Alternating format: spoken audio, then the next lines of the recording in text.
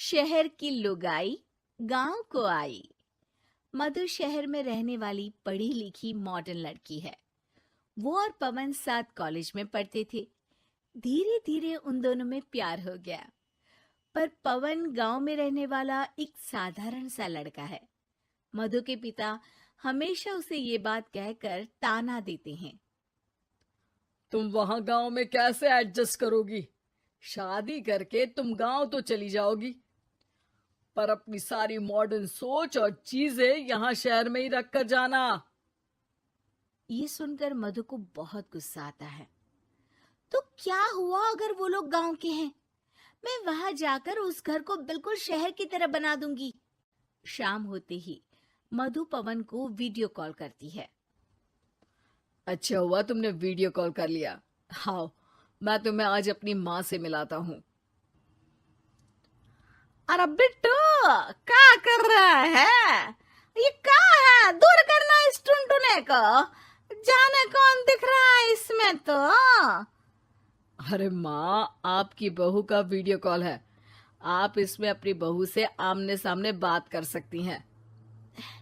नमस्ते माँ जी, कैसी हैं आप? अरे जका, ये बहू ने अपने कानों में क्या लगाया है? जो कैसे झुमके हैं? झुमके नहीं माँ जी, इन्हें ईयरफोन्स कहते हैं। इससे सामने वाले की आवाज और अच्छे से आती है। मैं आपको भी ला कर दूंगी। अरे नहीं नहीं, हमें नहीं ना चाहिए। हमारा कान बिल्कुल ठीक है। हाँ। माँ जी की ये बातें सुनकर मधु को अपने पिता की बातें याद आ जाती है और वो उसी वक्त ये ठान लेती है कि वो अपने ससुराल को एकदम मॉडर्न ससुराल बनाकर रहेगी। कुछ दिन बीत जाते हैं। पवन और मधु की शादी हो चुकी है। आज मधु का अपने ससुराल में पहला दिन है। माँ जी, मैं आपके लिए एक तोहफा लाई हूँ। अरे इतना बड़ा तोहफा! अरे क्या लाई है रे इस बड़े से बक्से में? मधु बॉक्स खोलती है। ये क्या है? ये वैक्यूम क्लीनर है। मैंने आपको झाड़ू लगाते हुए देखा तो सोचा अब आपका काम आसान हो जाएगा। अरे वाह बहू वाह, तूने मुझे झाड़ू लगाते हुए देखा तो तू मेरा हाथ से झाड़ू लेकर खुद भी तो लगा सकती थी ना।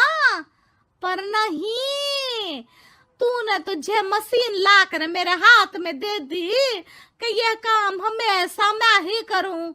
ये आजकल की शहरी छोरियां बिल्कुल नहीं बदलेगी।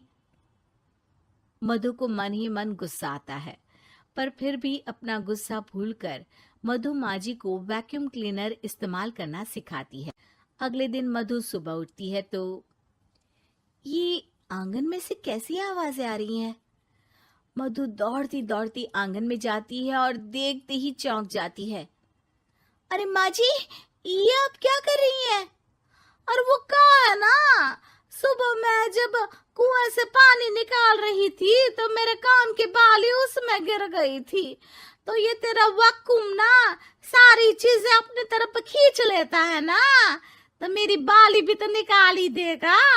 उसी की कोशिश कर रही हूँ, पर न जाने क्यों अब ये चालू ही नहीं हो रही तेरी मशीन। अब वो चालू होगी भी नहीं। पर अब कुएं में से पानी निकाल क्यों रही थी?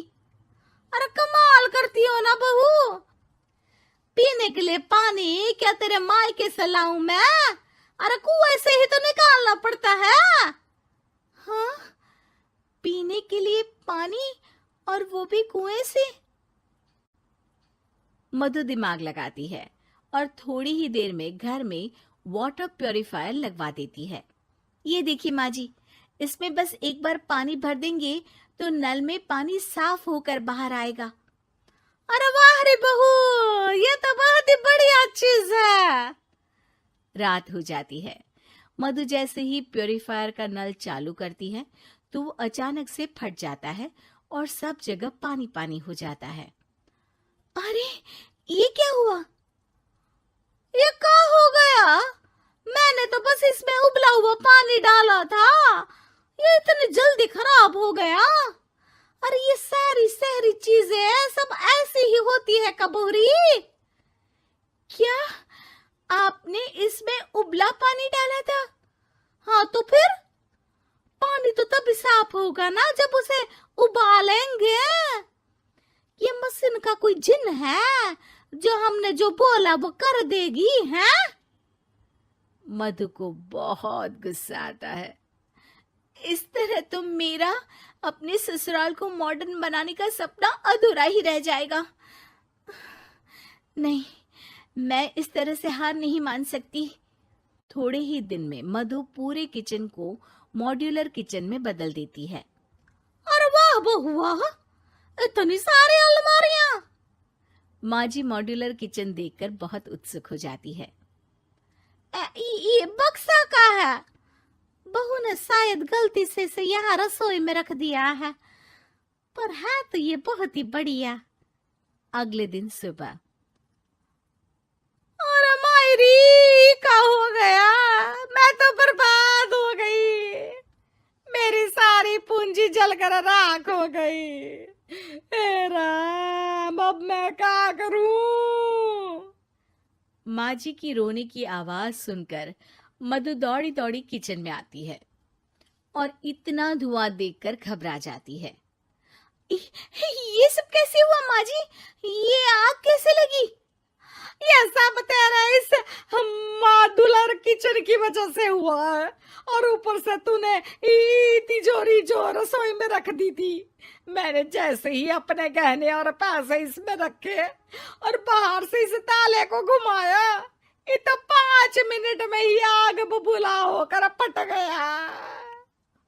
अरे माँ जी, ये तिजोरी नहीं है, ये तो माइक्रोवेव है। इसमें गहने नहीं रखते, खाना गर्म करने के लिए होता है ये। और ये जो आपने घुमाया ना, ये ताला नहीं है, आपने इसके टेम्परेचर को फुल कर दिया, इसलिए ये फट गया। माँ जी और जोर जोर से रोने लगती है।